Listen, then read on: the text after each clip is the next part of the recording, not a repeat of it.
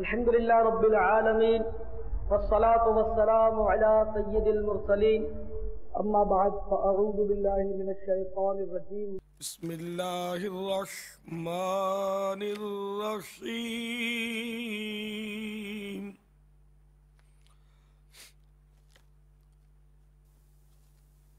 الصلاة والسلام علیک یا رسول اللہ وعلى آلك وصحابك يا حبيب الله الصلاة والسلام عليك يا نبي الله وعلى آلك وصحابك يا نور الله اللہ کے محبوب دانائے غیوب منزہ عن العیوب صلی اللہ تعالی علیہ وآلہ وسلم کا فرمان رحمت نشان ہے، جس نے مجھ پر 10 بار درود پاک پڑھا، اللہ تبارک و تعالی اس پر 100 رحمتیں نازل فرماتا ہے۔ صلو علی الحبیب صلی اللہ تعالی علی محمد۔ میٹھے میٹھے اسلامی بھائیوں،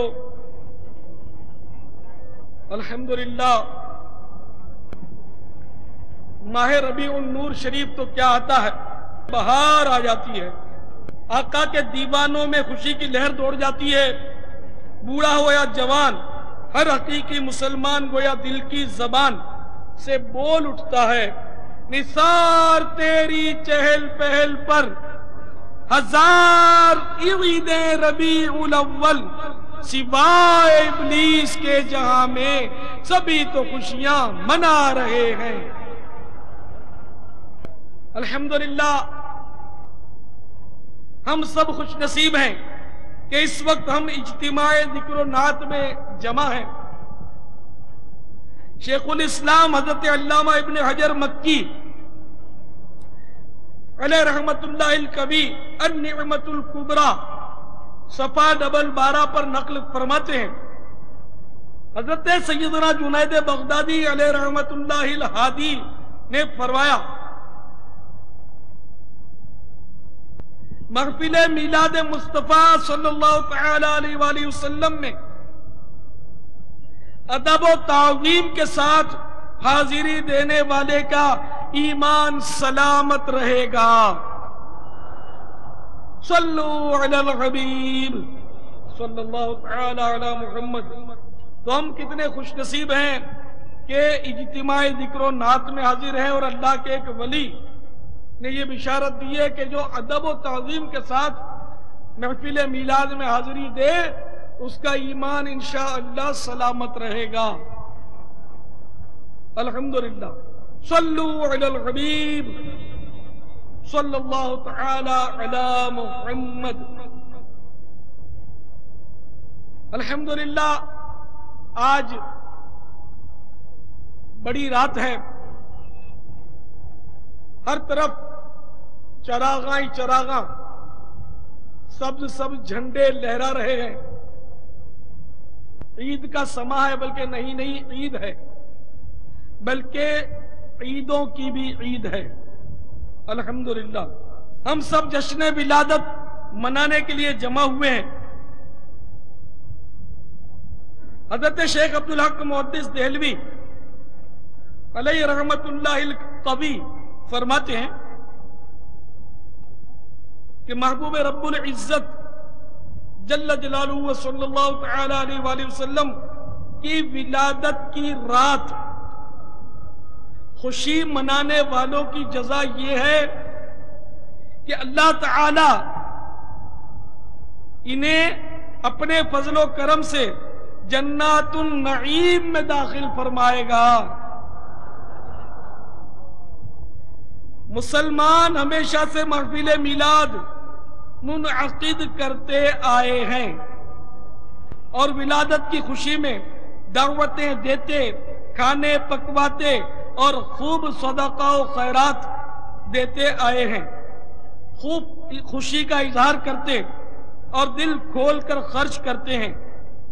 نیز آپ کی ولادت باسعادت کے ذکر کا اہتمام کرتے اپنے مکانوں کو سجاتے ہیں، اور ان تمام افعال حسنہ کی برکت سے ان لوگوں پر اللہ عز و جل کی برکتوں کا نزول ہوتا ہے۔ تو الحمدللہ آج ہم خوشی منا رہے ہیں، اور یہ کام ہم نیا نہیں کر رہے، بلکہ جو مسلمان ہیں وہ ہمیشہ سے یہ کرتے آ رہے ہیں، اور الحمدللہ مکانات کو بھی سجاتے آ رہے ہیں، اور الحمدللہ ان نیک کاموں کی برکت سے برکتوں کا نزول ہوتا ہے۔ حضرت شیخ عبدالحق محدث دہلوی علیہ رحمت اللہ القوی نے ما ثبت بالسنہ کے صفحہ 290 پر یہ ارشاد فرمایا ہے۔ تو اللہ کا بڑا کرم ہے کہ آج ہم جشن ولادت کی رات پانے اور اس کو منانے میں کامیاب ہوئے۔ بخش دے مجھ کو الہی بہر میلاد النبی، نام اعمال عصیاں سے میرا بھرپور ہے۔ تو میرے پیارے پیارے اور میٹھے میٹھے اسلامی بھائیوں، جشن ولادت منانا بہت بڑی سعادت ہے، اور سعادت مندوں کا حصہ ہے، اور یہ ہمیشہ یاد رکھیے کہ عمل صرف وہی مقبول ہوتا ہے جس میں اخلاص ہو۔ بغیر اخلاص کے نمائشی عمل جو ہے وہ قبول نہیں ہوتا۔ لہذا ہمیں جشن ولادت میں بھی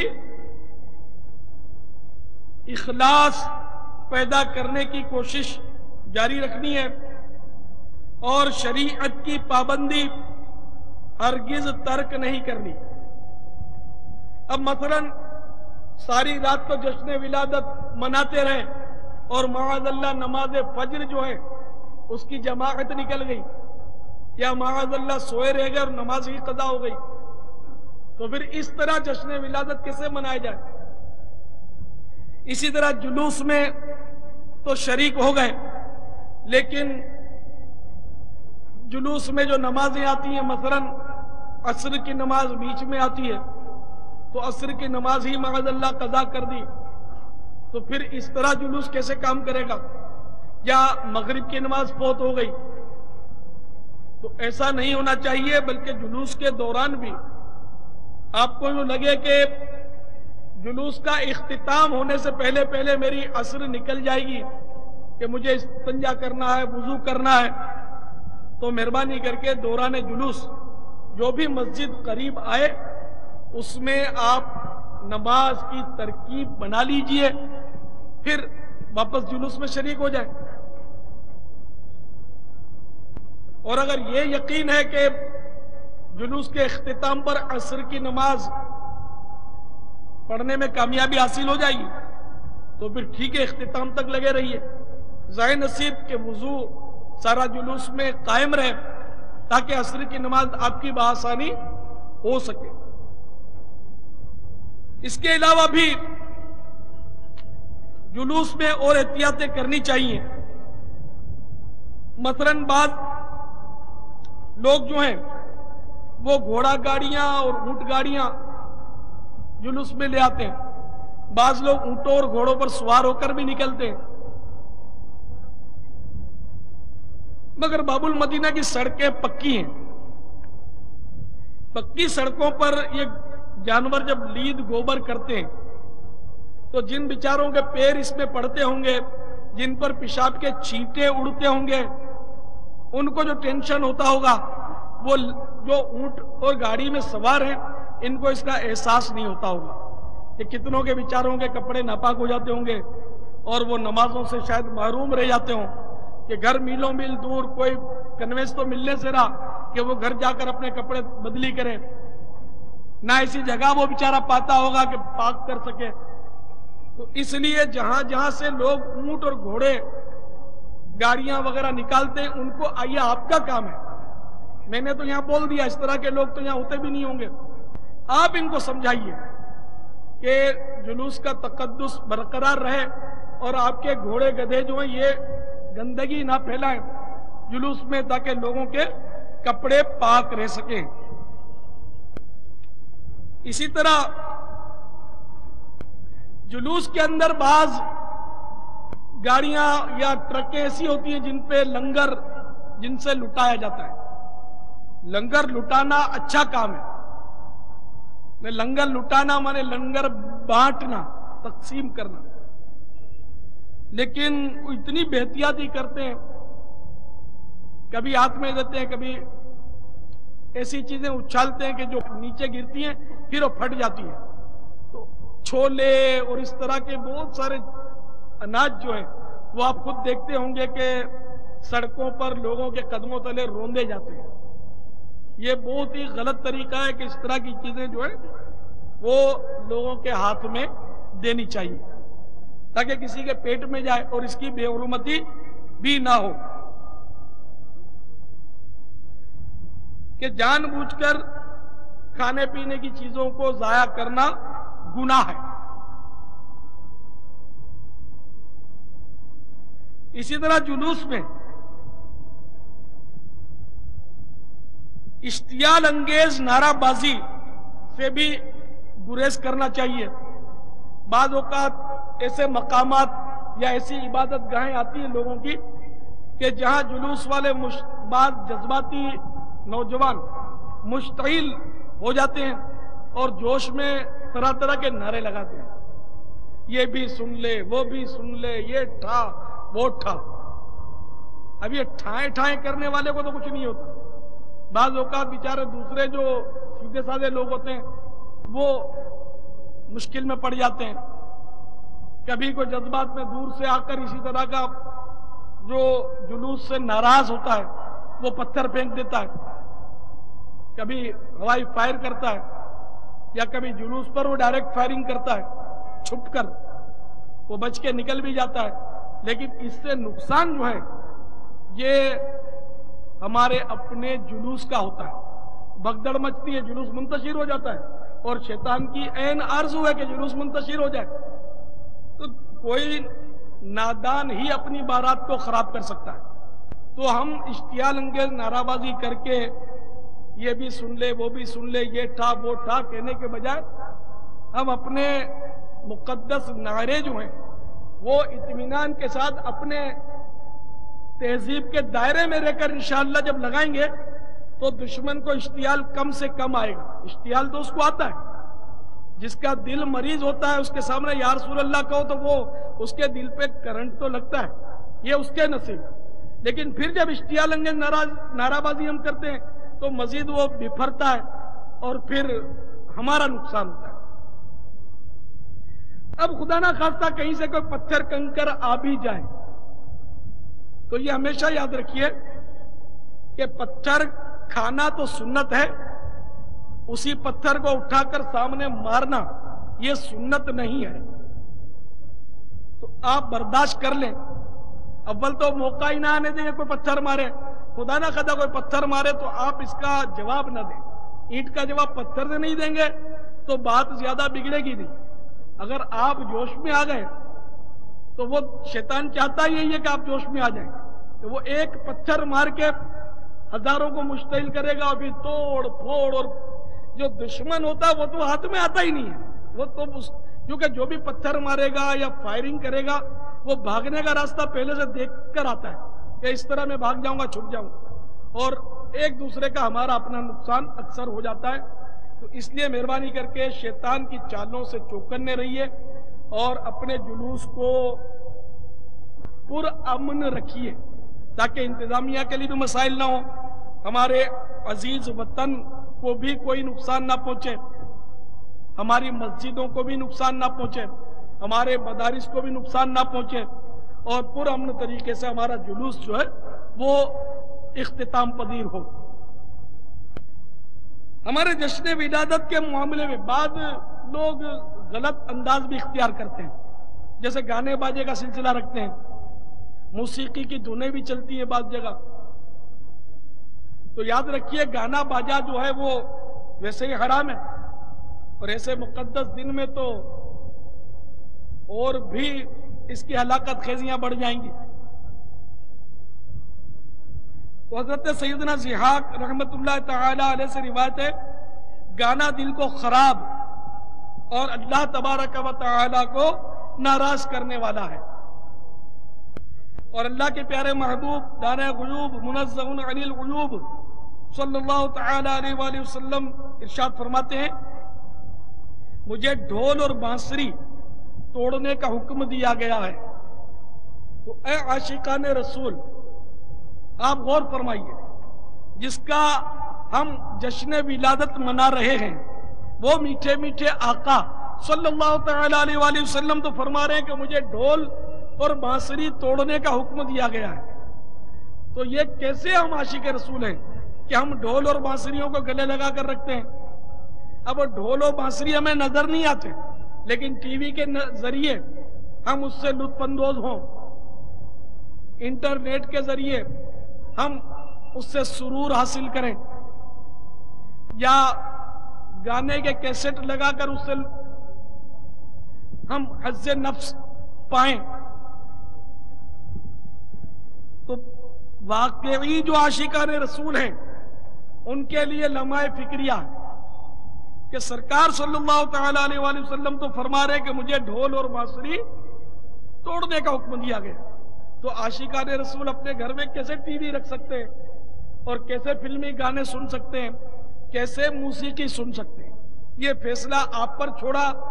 آپ عاشقان رسول ہیں تو پھر ان گناہوں سے بھی توبہ کر لیجئے. مزید معلومات کے لیے میرا رسالہ گانے بازی کی ہل نہ کیا ضرور پڑھیے اور اس کو تقسیم کیجئے، کیونکہ اس میں کچھ کفریہ اشعار کی بھی نشاندہی کی گئی ہے کہ کئی اشعار ایسے رائج ہیں کہ جو کفریہ ہیں اور لوگ اس کو جھوم جھوم کے پڑھتے ہیں. تو جو معنی سمجھنے کے باوجود اس کو پڑھتا ہے اس پر تو کفر کا حکم لگے گا، جبکہ رضا اور رغبت سے پڑھ رہا ہے، اور اس کو دوبارہ نکاح بھی کرنا پڑے گا توبہ کرنے کے بعد، کلمہ پڑھنے کے بعد. تو اس لیے مہربانی کر کے ان گانے بازوں سے اجتناب کیجیے.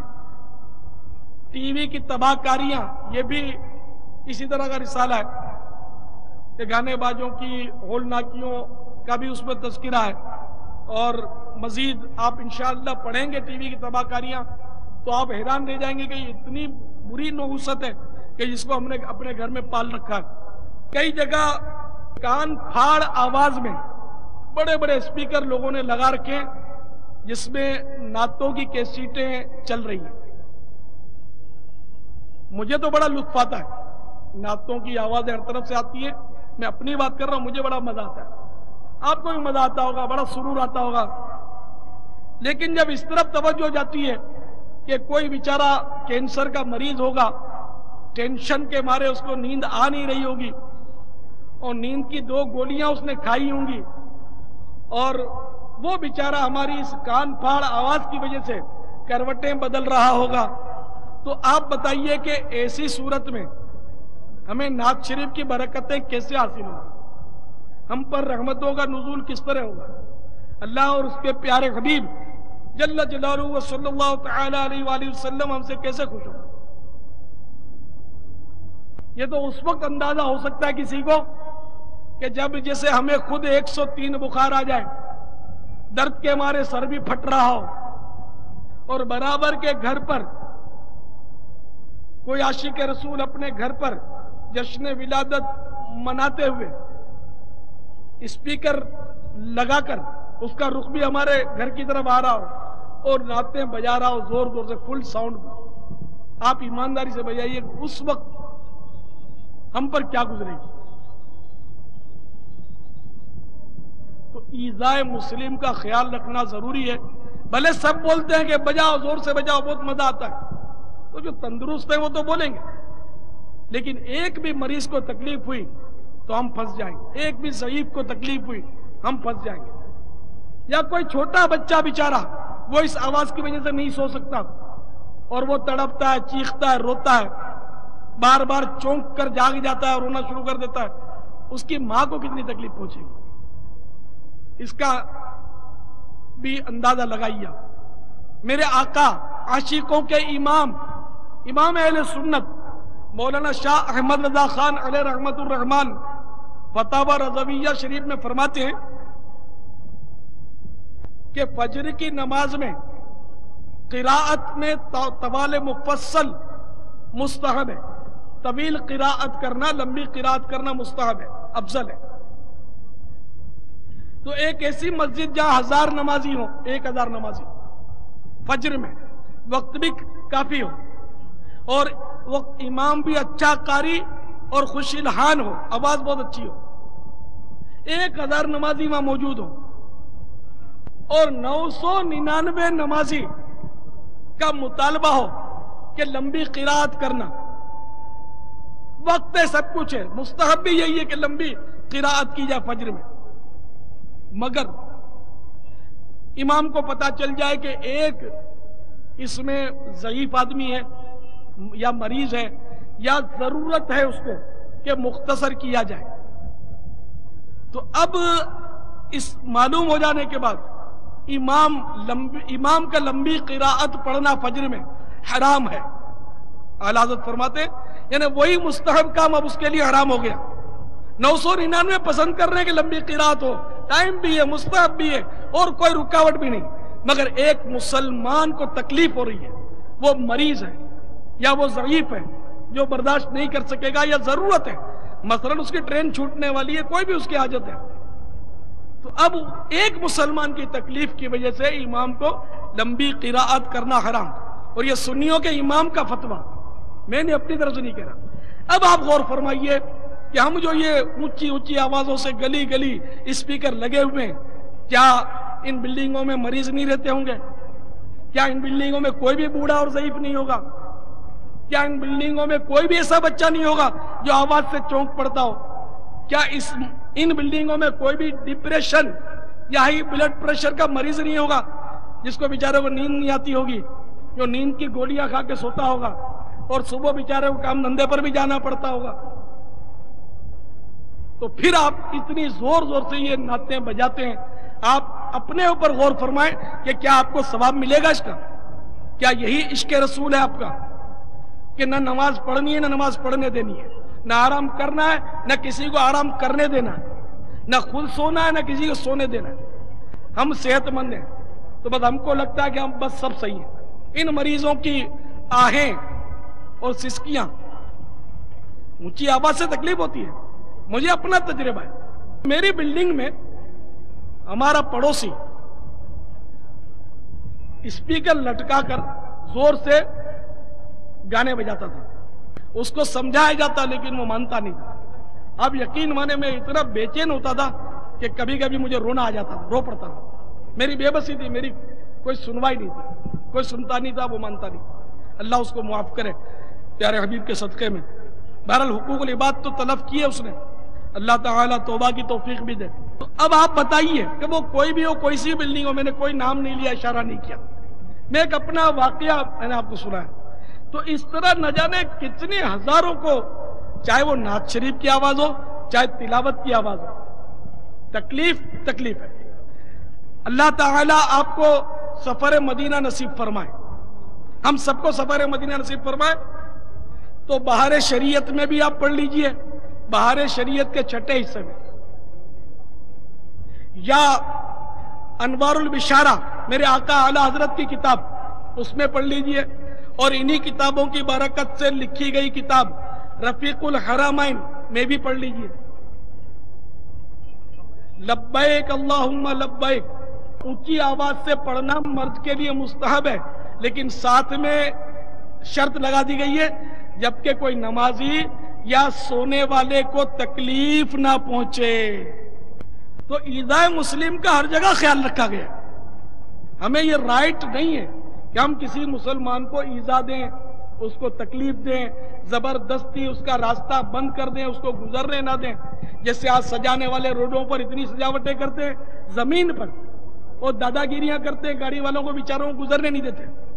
تو اس طرح ہم سے کون متاثر ہوگا؟ متاثر ہو یا نہ ہو، بدزن ہوں گے، ہمیں بددعائیں دیتے ہوں گے. کیا پتا طرح طرح کی تکلیفوں کا سامنا ہے تو کبھی اس طرح کی بددعا سے بھی ہمارا کام بگڑ جاتا ہو. وہ بددعا دیں یا نہ دیں، حقوق عامہ کا لحاظ رکھنا واجب ہے. روڈ لوگوں کے چلنے کے لیے، لوگوں کو چلنے دیا جائے. ہم روک نہیں سکتے کسی کو، ہمیں یہ حق حاصل نہیں ہے. تو بہت سنبھل کر پھونک پھونک کر میرے میٹھے میٹھے عیسائی بھائیوں قدم اٹھانا ہے. ہم جشن ولادت مناتے ہیں تو کسی پر احسان نہیں کرتے، ہمیں اپنی آخرت کا خیال رکھنا چاہیے. میٹھے میٹھے آقا صلی اللہ تعالی علیہ وآلہ وسلم کی سنتوں کا لحاظ رکھنا چاہیے. ہم سنت اور شریعت کے مطابق جب جشن ولادت منائیں گے تو انشاءاللہ اس کی ایسی برکتیں حاصل ہوں گی کہ ہم دیکھتے رہ جائیں گے. چنانچہ منقول ہے کہ ایک عالم صاحب فرماتے ہیں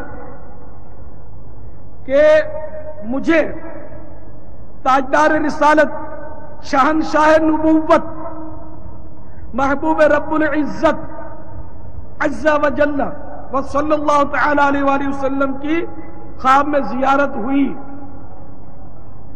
میں نے عرض کیا یا رسول اللہ عز و جل و صلی اللہ تعالی علیہ وآلہ وسلم، کیا آپ کو مسلمانوں کا ہر سال آپ کی ولادت مبارک کی خوشیاں منانا پسند آتا ہے؟ ارشاد فرمایا جو ہم سے خوش ہوتا ہے ہم بھی اس سے خوش ہوتے ہیں. صلو علی الحبیب. تو الحمدللہ جب تلک یہ چاند تارے جھلملاتے جائیں گے تب تلک جشن ولادت ہم مناتے جائیں گے. نعت محبوب خدا سنتے سناتے جائیں گے، یا رسول اللہ کا نعرہ لگاتے جائیں گے. چار جانب ہم دیے گھی کے جلاتے جائیں گے. گھی کے دیے جلانا محاورہ ہے، یہ نہیں کہ آپ واقعی گھی کے کنستر لاؤ اور چندہ کر کے جلاؤ، نہیں. گھی کے دیے جلانے سے مراد یہ بہت زیادہ خوشی منانا، یعنی گھی کے دیے یا گھی کے چراغ جلانا. تو الحمدللہ ہمیں جشن ولادت پر بہت خوشی ہوتی ہے، خدا کی قسم بہت ہی خوشی ہوتی ہے. وہ جیسے کہ عرض کیا ہے، پھولے نہیں سماتے ہیں عطار آج تو دنیا میں آج آقا عطار آ گئے.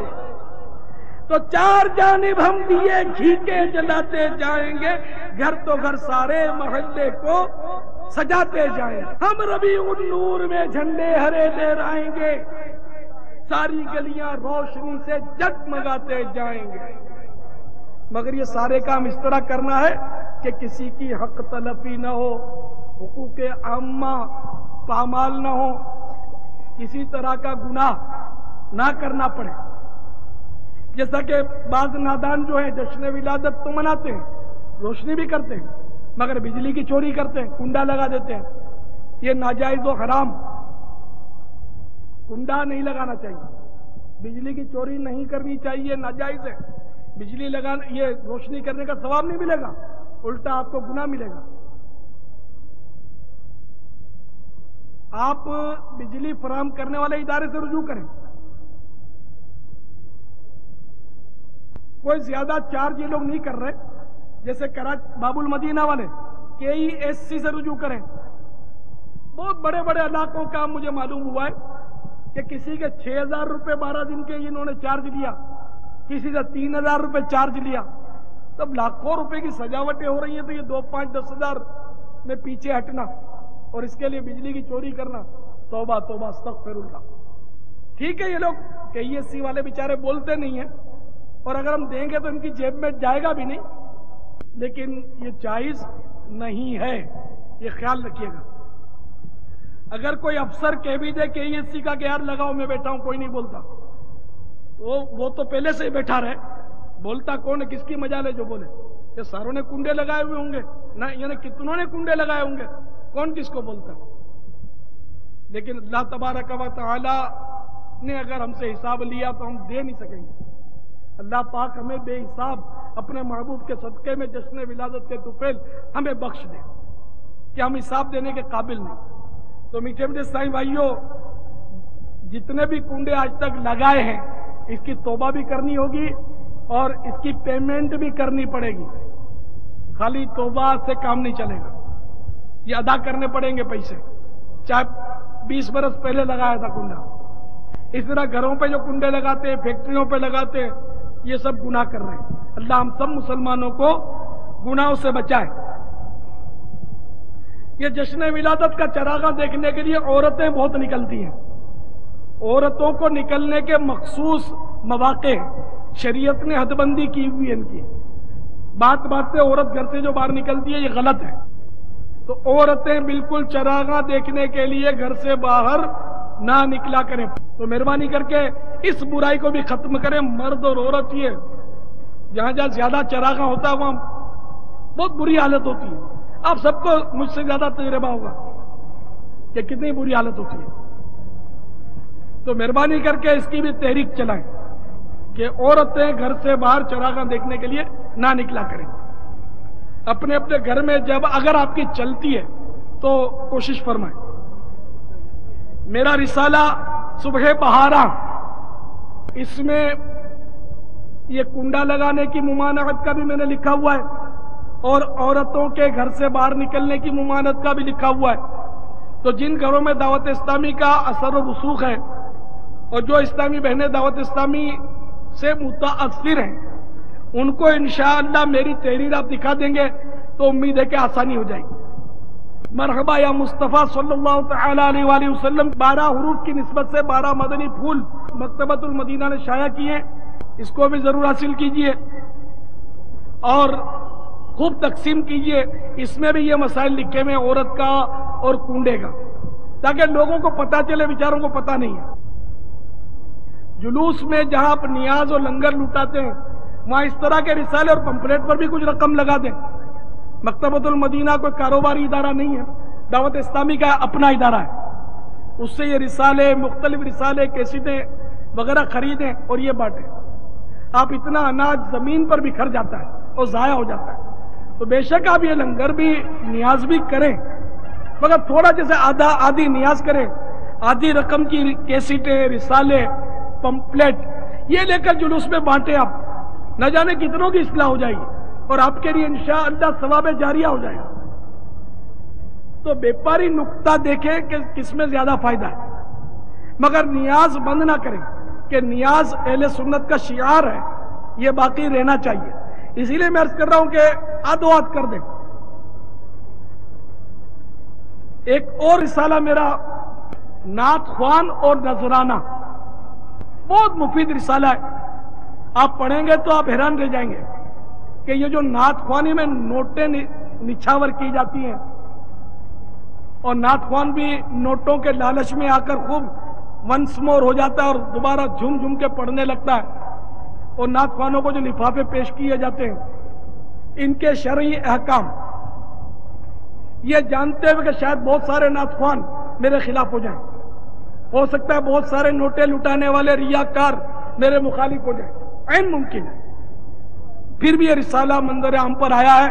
میں نے اپنی طرف سے یہ حکم شرعی بیان نہیں کیا. میں نے میرے آقا امام اہل سنت اعلی حضرت مولانا شاہ احمد رضا خان علیہ رحمت الرحمان کے فتووں کی روشنی میں یہ پیش کیا ہے کہ نعت خوان کو اجرت لینا دینا ناجائز اور حرام ہے. میلاد شریف کی اجرت، نعت پڑھنے کی اجرت ناجائز ہے، حرام ہے، گناہ ہے. فتاوی رضویہ شریف میں یہ فتاوی موجود ہے. نعت خوان اور نذرانہ آپ ہزاروں کی تعداد میں اس کو خریدیں اور تقسیم کریں تو جو حق قبول کرنے والے دل ہیں انشاءاللہ وہ گناہوں سے توبہ کر لیں گے. اور اگر کوئی ناراض ہوا بھی تو وہ مجھ سے ناراض ہو تو غلط ہے. میں نے تو شریعت کا حکم بیان کیا اور ایک اللہ کے ولی اور عاشق رسول کی کتاب کا صفحہ نمبر وغیرہ سب کچھ دے دیا. اب اگر کوئی اختلاف کرتا ہے تو وہ نفس کی بات ہے کہ اس کو مزہ آتا ہے، نوٹیں ملتی ہیں تو نوٹیں بند ہوں گی تو دل تو جلے گا. ہاں البتہ اگر اخلاص کے ساتھ کوئی نعت خوان کو پتہ بھی نہیں ہے، اس کو خواب میں بھی خبر نہیں ہے، نہ وہ نوٹوں کی نیت سے پڑھ رہا ہے، ویسے ہی پڑھ رہا ہے، اب آ کر کسی نے اس کو لاکھ روپے کے نوٹ دے دیے تو یہ لینا دینا جائز ہے۔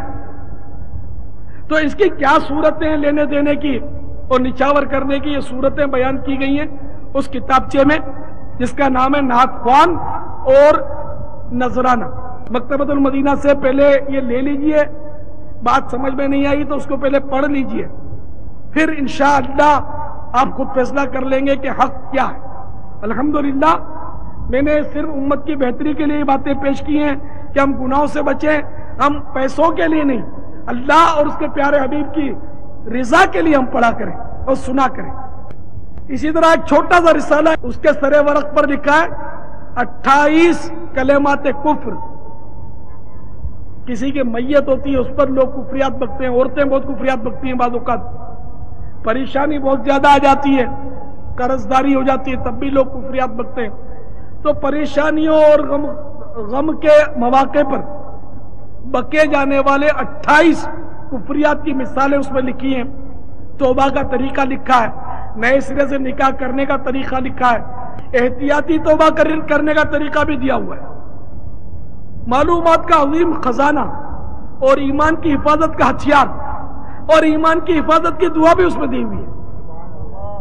یہ تو ہزاروں کی تعداد میں 12ویں شریف کی نسبت سے 1200 خریدنے کی نیت کر لیں۔